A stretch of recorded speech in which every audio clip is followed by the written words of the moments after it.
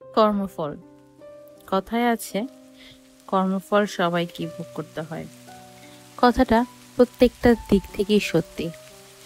আমি যখন ছিলাম, একটা সময় ভাবতাম কর্মফল বলে আসলে বোধহয় কিছু হয় না।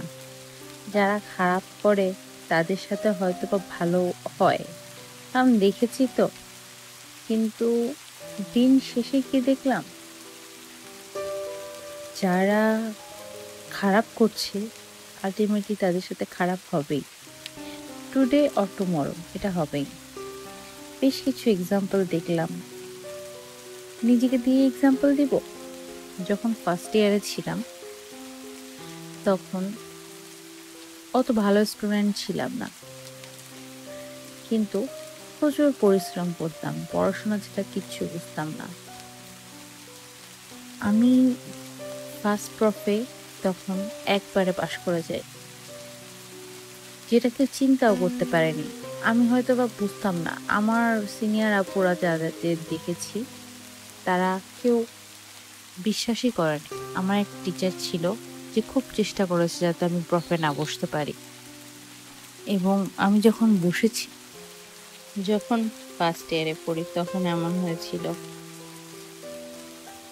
সবাই বলেছিল আরে সাপ্লি কোনো ব্যাপার না, দু একটা সাবজেক্ট তো হয়েই যাবে। কিন্তু আমি পড়েছিলাম অবশ্য তখন আমার সবচেয়ে যেটা ভালো ছিল, আমি বুঝতাম না সাপ্লি কি। আমি শুধু বুঝতাম পাস। এটা ইম্পসিবল ধরে নিয়ে আমি পড়াশোনা করেছিলাম।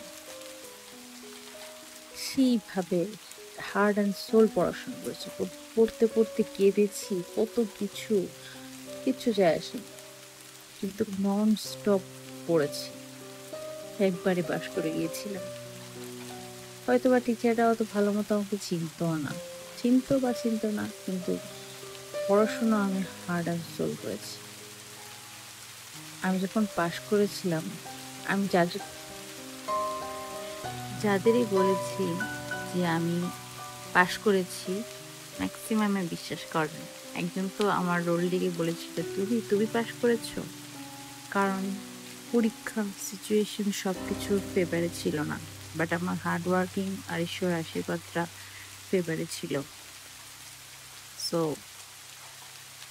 হয়ে গিয়েছিল সুন্দরভাবেই। অথচ যখন ফিফথ ইয়ারে পড়ি, টিচার থেকে শুরু করে প্রত্যেকটা পার্সন আমাকে এত ভালো চিনতো, এত অপশন ছিল আমার, বাট আমার ডেডিকেশনটা কম ছিল। সোশ্যাল মিডিয়ায় অ্যাডিক্ট হয়ে গিয়েছিলাম। সো একবারের পরীক্ষা বেশ কয়েকবার দেওয়া লেগেছিল। এটা কার্মার অনেক বড় একটা এক্সাম্পল আমার লাইফে, অনেক বড়। যে কাজটা আমি একবারে পারতাম সে কাজটা আমার কয়েকবার করা লাগছে। কেন লাগছে? কারণ হচ্ছে কার্মা। আমার কার্মা, এটা আমার কার্মা।